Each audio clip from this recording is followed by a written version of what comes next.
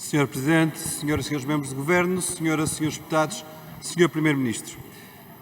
Dizem que o Senhor Primeiro-Ministro é uma pessoa com sorte, eu não sei se em geral é assim, mas reconheço que pela sua cara de alívio face a esta moção de censura, há alguma sorte em que o Chega apresente uma moção de censura que na verdade é de uma oposição a brincar, porque quer mais disputar a oposição à direita do que na verdade responder aos reais problemas do país. É sorte do Sr. Primeiro-Ministro, só pode, e o alívio, creio eu, depende só e apenas da forma como o Chega não vai ao fundo dos problemas do país, antes prefere fazer o joguinho da direita. Mas há motivos para isso. Há coisas que explicam porque é que o Chega não consegue, por exemplo, falar dos problemas dos serviços públicos.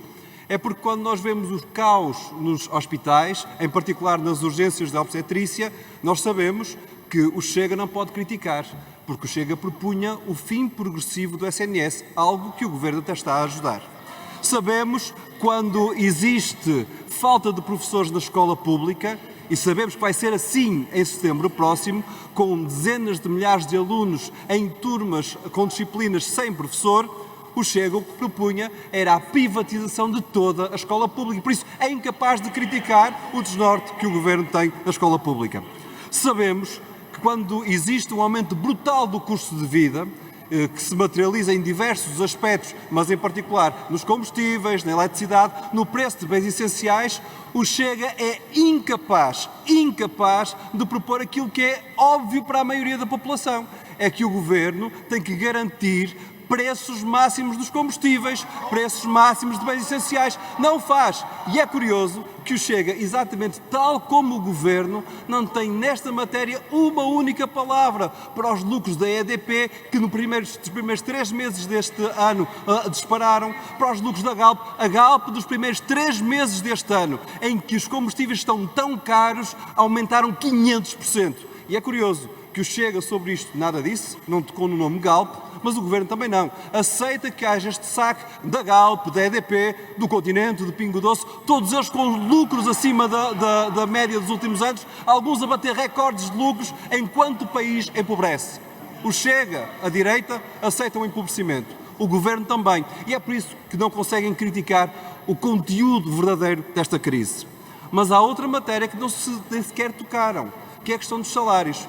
Porque a direita não defende a melhoria dos salários no nosso país. Mas, curiosamente, o Governo também não, porque votou contra o aumento intercalar de salários que defenderia quer salários, quer pensões da inflação. E sobre essa matéria percebe-se, portanto, face aos grandes problemas do país, não há, nesta moção de censura, nenhum conteúdo sério que vale a pena discutir.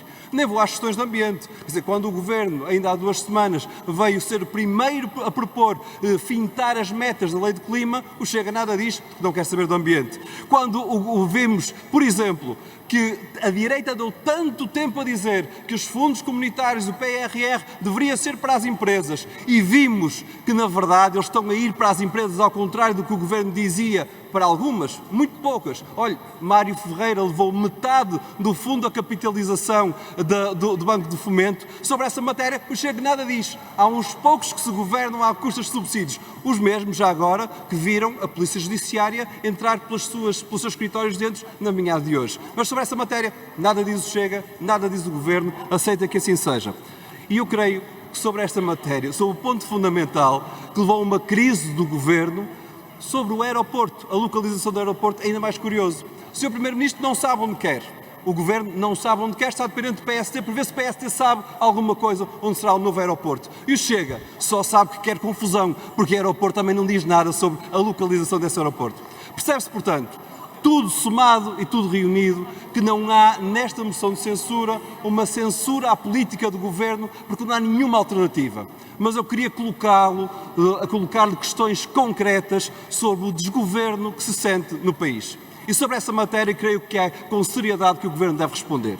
Há um sentimento de desgoverno com o caos que se vê nos serviços públicos. Não é só na saúde, nas urgências da obstetrícia, é na escola pública, é nos tribunais, é na justiça. Há um caos que está instalado porque o Governo não soube antecipar os desafios que existem nos serviços públicos.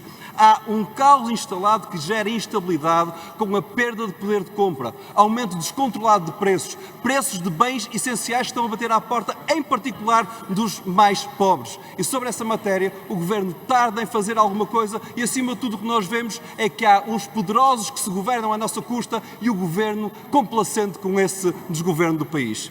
E há uma instabilidade, que não é só aquela que veio do Conselho de Ministros, é aquela que se sente no país. A instabilidade sobre o futuro, que o Sr. Primeiro-Ministro dizia há uns meses atrás que uma maioria absoluta asseguraria a tranquilidade, que eliminaria a instabilidade. E a pergunta que lhe faço, Sr. Primeiro-Ministro, é se esta é a estabilidade que promete às pessoas, porque, na verdade, o que elas sentem nas suas vidas cotidianamente é uma instabilidade inaceitável, é um desgoverno das suas vidas. Disse.